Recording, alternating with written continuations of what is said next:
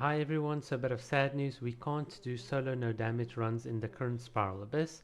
That is because MiHoYo has decided to change the Abyss rule set so that every time when you use an elemental burst, you unleash a shockwave when hitting the enemy, which will deal 1% of your HP as damage, but of course you can take or lose that 1% HP. So that's quite a big bummer. We already did all the first halves like an Ayaka no damage run, and then of course for Ayaka's birthday we did it on the perpetual mechanical array, so that is like 4 out of the 6 floors that we've done.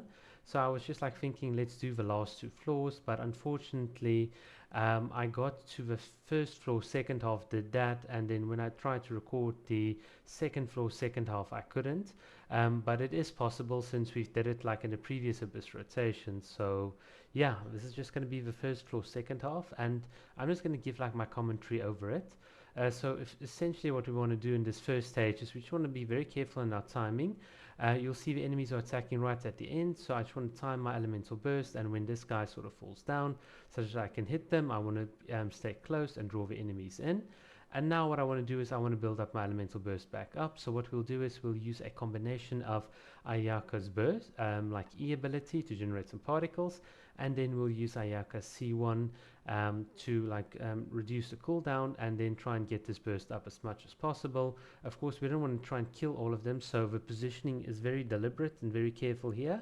I just want to kill them just fast enough not to lose time, but I also want to build my elemental burst. And you can see I'm doing that like very successfully. And now the very tricky part here is also having enough stamina. And what I'm going to do here is, if you might think you want to try and cast your elemental burst immediately, so you want to wait and then do this, so that you can catch like at least 2 or 3 enemies in the crossfire, and then of course avoid the shots that they're going to give you in the background. Now we're just going to use the same old trick again, build elemental burst, attack and dodge simultaneously. This is one of Ayaka's greatest strengths as a melee character, and you'll see timing like your attacks and bursts, dodging is like really cool. So our elemental burst is almost back up again, which is really awesome. So I'm just trying to get like close, trying to group them up, and then once we've got this, there we go. Now we can unleash this and like take full advantage of the invulnerability frames. And by doing this successfully, we're now in a position to like just try and build up some additional ult for the final floor.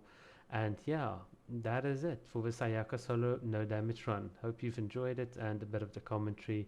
It's a shame we can't do the second floor second half, but it is possible since we did it like in a previous Abyss, but only against the Electro Mace, like Mason or something like that. Definitely possible. Cheers.